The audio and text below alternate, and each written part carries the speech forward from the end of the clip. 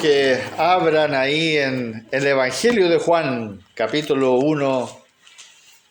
Este texto solamente nos va a servir para comenzar esta palabra que vamos a exhortar hoy día.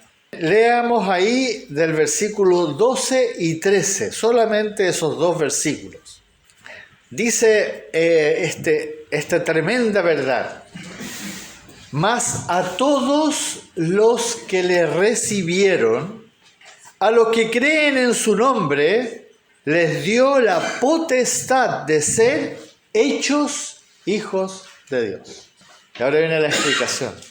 Los cuales no son engendrados de sangre, ni de voluntad de carne, ni de voluntad de varón, sino de Dios. Oremos, amados hermanos. Padre amado, tú sabes que nosotros estas verdades que tú dejaste escritas muchas veces nosotros no somos capaces de comprenderlas completamente.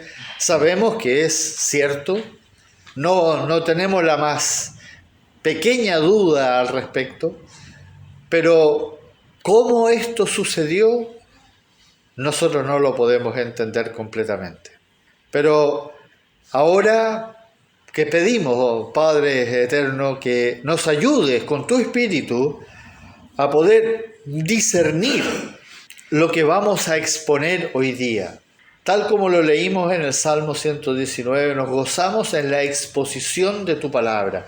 Y por eso te pedimos que tú seas ayudándonos a poner atención a las cosas que vamos a escuchar de tu palabra y todo lo que tú nos quieres enseñar de ella.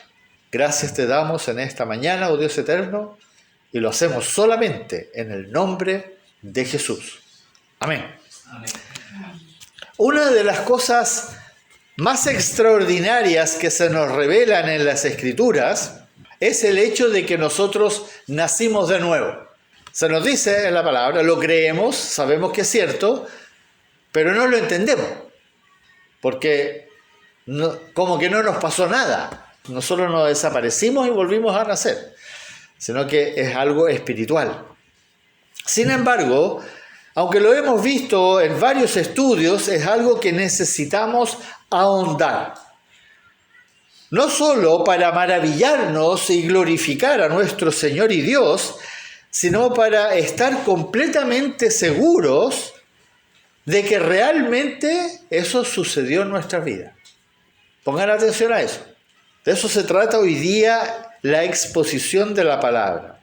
Si yo les hiciera a ustedes una pregunta, ¿dónde se habla de nuestro nacimiento nuevo? Bueno, acabamos de leer acá la palabra que dice que fuimos engendrados por Dios.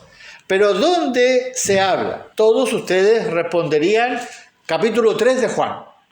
¿Se acuerdan? Cuando el Señor Jesucristo hablaba con Nicodemo, Él le dijo, os es necesario nacer de nuevo. Pero en ese capítulo 3 del Evangelio de Juan, nuestro Señor Jesucristo nos declara, o le declaró también a Nicodemo, que es necesario que nosotros nazcamos de nuevo. Eso dice. Pero no dice ahí, ¿cómo podemos saber si nacimos de nuevo? Y esa es la pregunta que queremos responder hoy día. ¿Cómo podemos saber si nosotros realmente nacimos de nuevo? El Señor se lo dijo a Nicodemo, que para entrar al reino de los cielos, tú tienes que nacer de nuevo. Si no naces de nuevo, no vas a entrar al reino de los cielos. Como ya lo hemos visto antes, para nacer tú no puedes hacer nada. Tú no hiciste nada para nacer de tu mamá. Tampoco tienes que hacer nada. Espiritualmente hablando, tampoco. No puedes hacer nada para nacer de nuevo. Tú no tienes que hacer nada. Por lo tanto, es algo que va a suceder en tu vida. Es algo que va a suceder en tu vida que está completamente fuera de tu control. Sin embargo, en la Escritura siempre encontramos estas cosas que parecen como contradictorias. Por un lado, tú no puedes hacer nada, pero por otro lado, sí tienes que hacer algo. Es tu participación. tú sí vas a participar, por decirlo de una forma, pero no es realmente algo que tú vas a hacer en este segundo nacimiento. Ahora viene la pregunta, ¿cómo participo yo? Para que esto suceda, para que tú puedas nacer de nuevo, el Espíritu Santo, dice el Señor, que te va a redarguir de pecado. ¿Quién lo hace? El Espíritu, no tú. Él va a venir a ti a través de la predicación del Evangelio, alguien va a predicar el Evangelio, alguien te va a hablar del Señor, alguien te va a hablar de la palabra, y en ese momento el Espíritu Santo te va a redarguir. Tal vez la primera vez que lo escuchaste, tú no respondiste. Tal vez la segunda vez no lo respondiste. Yo, personalmente, en mi vida creo que no respondí. 100 veces vino el Señor a mí y me predicó el Evangelio y yo no le hice caso. Pero la 101 finalmente me redarguyó. No sé cuántas veces lo hizo, pero estoy dando un ejemplo. Y lo hace a través de la palabra. Romanos capítulo 10 lo dice que la fe viene por el oír y el oír de la palabra de Cristo. Es la única forma en que vamos a ser redarguidos por la palabra de nuestro Señor Jesucristo. De ahí va a venir esta convicción en ti de que realmente tú has quebrantado los mandamientos del Señor. Esta convicción, cuando el Espíritu Santo te habló a través de una persona, a través de un mensaje, a través de la Biblia, de alguna forma te habló, esta convicción es la que tiene que activar en ti. Va a despertar en ti algo, en tu alma, en tu entendimiento, y ahí entonces se va a producir este deseo de humillarte, de pedirle perdón al Señor, de reconciliarte. Y se nos dice en 2 de Corintios justamente que nosotros tenemos que reconciliarnos con Dios. Y ustedes entienden la palabra reconciliarse. Bueno, yo me reconcilio con mi hermano Janet, peleamos los dos, y yo voy a pedirle perdón porque lo que yo hice. No le voy a ir a decir al hermano Janet, tú me tienes que pedir perdón a mí. No, sino que yo me doy cuenta que hice algo mal y voy donde mi hermano y voy y le digo, hermano Janet, perdóname por lo que dije, por lo que hice. Lo mismo quiere Dios. El Espíritu Santo nos redarguye de pecado y nosotros tenemos que darnos cuenta de que hemos quebrantado sus mandamientos y decimos, Señor, por favor, perdóname. Esto solo puede suceder, esto de la reconciliación, si tú realmente, como lo estaba diciendo, admites y reconoces que has pecado. Ahora, nosotros hablamos de que cuando uno evangeliza, hay que tener cuidado con usar la palabra pecado porque la gente como que se molesta cuando escuchan la palabra pecado. Por eso hay que ayudarlos a que se den cuenta de que están enfermos y que tienen una enfermedad que tiene síntomas. ¿Cuáles son los síntomas? Mentir, robar, adulterar, codiciar, enojarse, garabatos, etc. Todo eso son los síntomas. Cuando uno reconoce eso, entonces uno es capaz de reconciliarse. Pero para salir de toda duda y estar absolutamente seguros de que hemos nacido de nuevo, dejemos que la Biblia nos hable.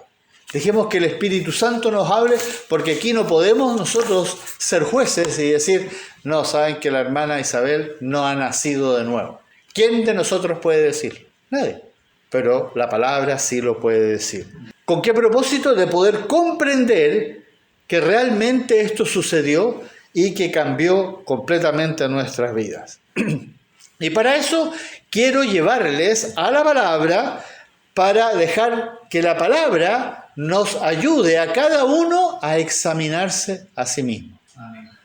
Porque aquí nadie le puede decir al otro, tú has nacido de nuevo, tú no has nacido de nuevo. Pero el Señor sí lo puede hacer.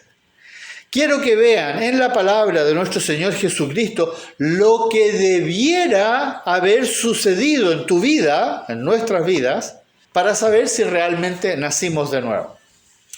Para eso nuestro Señor Jesucristo nos escribió una carta. Nosotros siempre hemos hablado de que en la Biblia hay una carta de amor. Hay una carta de amor que el Señor Jesucristo le escribe ¿a quién? A la iglesia. A la iglesia, no al mundo, a la iglesia. Y esa es la primera carta de Juan. La primera carta de Juan es la carta de amor que Jesucristo le escribió a su iglesia. Hoy vamos a ver 2 versículos de 4. Hoy día vamos a ver 2 nomás, el próximo domingo vamos a ver los otros 2. Esto es con qué propósito, de que nosotros podamos evaluar si realmente hemos nacido de nuevo, si realmente fuimos engendrados por Dios. Y por otra parte, para que podamos hacer, si es que nacimos de nuevo, para que podamos hacer los ajustes necesarios en caso de que todavía estas cosas que vamos a escuchar de la palabra, que Él va a mencionar, que Jesucristo va a mencionar en su carta, todavía no estén sucediendo en ti. Si todavía no están pasando o no está bien la cosa, tú puedes hacer los ajustes. Yo no podría afirmar cuál de los 4 versículos es el más importante, pero hay un orden en la carta de Juan, en 4 capítulos, van a ser 4 capítulos, capítulo 2, capítulo 3, capítulo 4 y capítulo 5. En cada uno de esos va a mencionar algo que es similar. Vamos a la primera carta de Juan, al capítulo 2. Y vamos en el capítulo 2 al versículo 29. Miren lo que dice ahí. Si sabéis que Él es justo, y se está refiriendo a nuestro Señor Jesucristo, nuestro Dios, sabed también que todo el que hace justicia, ¿qué dice después? Es nacido de Él. Primer versículo. ¿Cómo podemos saber que hemos nacido de Dios? ¿Qué dice ahí? Si hacemos ¿qué cosa? Justicia. Todo el que hace justicia. Esto hay que entenderlo bien. Hacer justicia o practicar justicia, esto significa cuando un cristiano, un hijo de Dios, una hija de Dios, obran por fe, o la fe por obras. Pero en la justicia de Cristo, porque hay algunos cristianos que obran como ellos creen que el Señor lo quiere hacer en la palabra, pero no lo hacen de acuerdo a la palabra. En otras palabras, en obediencia a lo que está escrito. Y por lo tanto, que dice el Señor que vamos a llevar mucho fruto, fruto de justicia, como dice Filipenses. ¿Cuál es el ejemplo? ¿Cuál es el ejemplo humano? ¿Quién fue el primero al cual se le contó la fe por justicia? Abraham. Recuerden que Abraham es nuestro padre de la fe. Amén. Abraham vivió por fe. Y porque él vivió por fe, le fue contada, la fe le fue contada por justicia. Esto es posible, más bien dicho, esto es posiblemente lo más difícil que vamos a enfrentar como hijos e hijas de Dios, y me refiero a verdaderamente vivir por fe. Muy difícil. Amados, esto de vivir por fe no es tan simple como lo dicen muchos. Muchos hablan y muchos creen que ellos viven por fe. Vivir por fe no es decir que yo tengo fe. Simplemente porque yo digo que tengo fe, no significa que tú tienes fe. O que tú sabes que Dios es todopoderoso y afirmas que Él es Dios todopoderoso, omnipresente y omnisciente. O muchos cristianos que dicen, yo soy hijo de Dios, así que todo me va a salir bien. Tengo esperanza de que todo va a salir bien. O que tú crees en Jesucristo. O tú dices que eres un cristiano, que fuiste justificado, que fuiste salvado por gracia. Eso no es vivir por fe. No, amados. Vivir por fe es algo mucho más profundo, aunque todas las cosas que acabamos de mencionar son ciertas, porque están escritas. Eso no significa que porque yo sé lo que está escrito, yo estoy viviendo por fe. Cuando se dice que el justo por fe vivirá, ¿se recuerdan esas famosas palabras que se repiten tanto en el Antiguo como en el Nuevo Testamento? Está diciendo que vivirá creyéndole. Escuche bien, creyéndole todo al Señor Jesucristo. ¿Entienden eso? Creyéndole todo al Señor Jesucristo. Creerle todo a Cristo nuestro Señor significa obedecer. Amén. Volvemos de nuevo a lo que habíamos dicho hoy día en la mañana. Y obedecer es qué cosa, y me refiero a obedecer todo lo que está escrito. No elegir las cosas que a mí me gustan y las otras las olvido. Significa hacer un esfuerzo, un verdadero esfuerzo por guardar los mandamientos, afirmando con absoluta certeza que todo lo que está escrito, todo lo que está escrito, es la palabra de nuestro Señor Jesucristo, es la palabra de Dios y es la única verdad. Es la única verdad, todo lo que está escrito.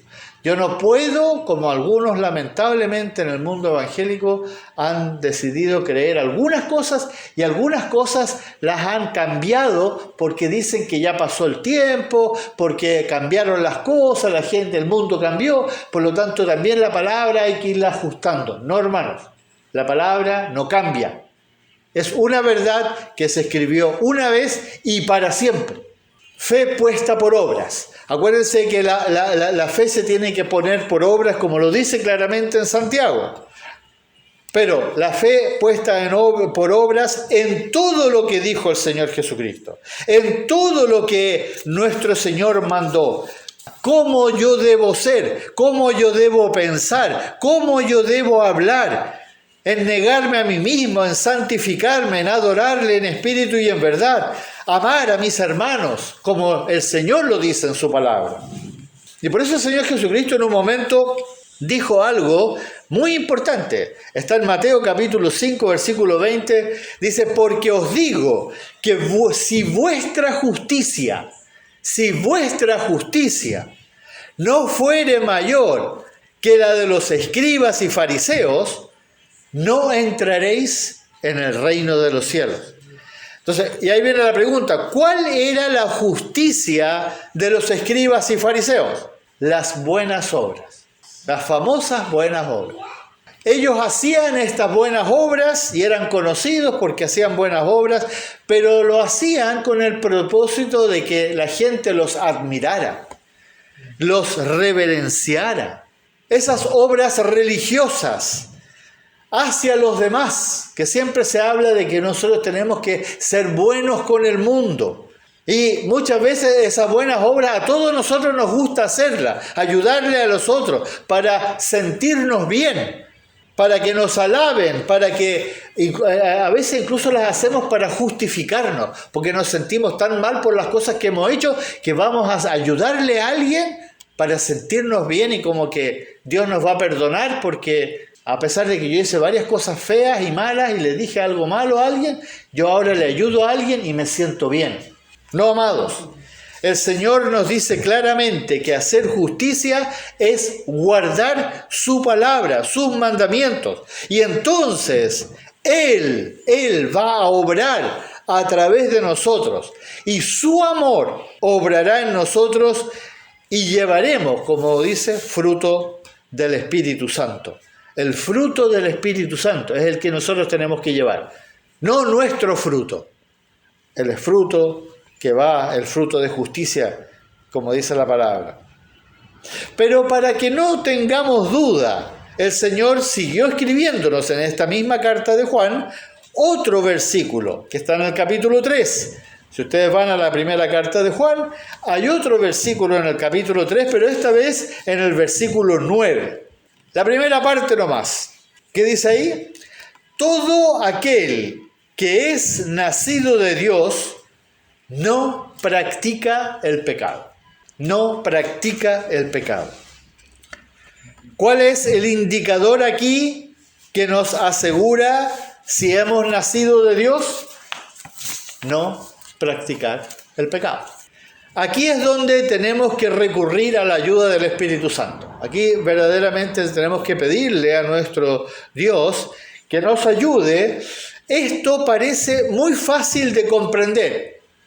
Y la mayoría podríamos afirmar que no practicamos el pecado. Yo no practico el pecado. Pero para eso primero tenemos que entender bien a qué se refirió el Señor cuando dijo practicar el pecado. Hay una diferencia entre caer en pecado, que es lo que nos pasa a todos nosotros todos los días, muchas veces, con practicar algo. Cuando yo practico algo, yo lo hago regularmente. Es algo que yo hago repetidas veces. Algo que hago consciente. Yo sé que lo estoy haciendo. ¿Y por qué lo hago consciente? Porque me gusta. Porque no lo puedo evitar. Y uno se pone en ese plano siempre. Por lo tanto, en el caso del pecado, muchas veces esas cosas que sabemos que están mal, pero que nos gusta hacer, las hacemos a escondidas, engañándonos a nosotros mismos, porque a Dios no lo podemos engañar. Pero también es cierto, y esto es importante que uno lo tenga claro como cristiano, que todos estamos en un proceso. Nosotros hemos hablado que todos estamos enfermos, ¿no es cierto? Todos nosotros estamos enfermos con la enfermedad de la naturaleza humana y por lo tanto estamos en un tratamiento. Venimos al Señor para que nos sane. Es un tratamiento delicado.